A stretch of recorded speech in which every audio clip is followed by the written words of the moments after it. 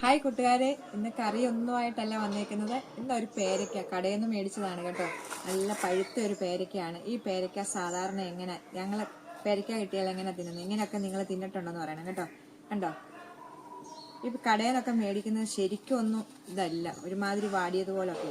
ഇത് ശകലം ഇങ്ങനെ കണ്ടിച്ചിട്ട് നമുക്ക് ഉപ്പും മുളകും ഒക്കെ ഇട്ടൊന്ന് തിന്നാം കേട്ടോ. നല്ല ടേസ്റ്റാണ്. ഇങ്ങനെ ആരെങ്കിലും ചെയ്തിട്ടുണ്ടെങ്കിൽ ഒന്ന് കമൻറ്റ് ചെയ്യണം കേട്ടോ. ഇപ്പോൾ ചൂട് സമയമല്ലേ, അപ്പോൾ നമുക്ക് ഇങ്ങനെയൊക്കെ തണുത്ത സാധനങ്ങൾ ഇങ്ങനെയൊക്കെ തിന്നാൻ നല്ല ടേസ്റ്റ്. ഇപ്പം മാങ്ങയുടെ സീസണാണ്. ഇഷ്ടം പോലെ മാങ്ങ, കണ്ണിമാങ്ങ ഞങ്ങളുടെ മാവേലും ഉണ്ട് മാങ്ങ കേട്ടോ. കുറച്ചേ എടുത്തിട്ടുള്ളൂ കേട്ടോ. ഇനി ഇതിലേക്ക് കുറച്ച് ഉപ്പിടാം. മുളക് പൊടിയെല്ലാം എടുത്ത് അടുത്ത് കൊണ്ട് വെച്ചേക്കാം കേട്ടോ.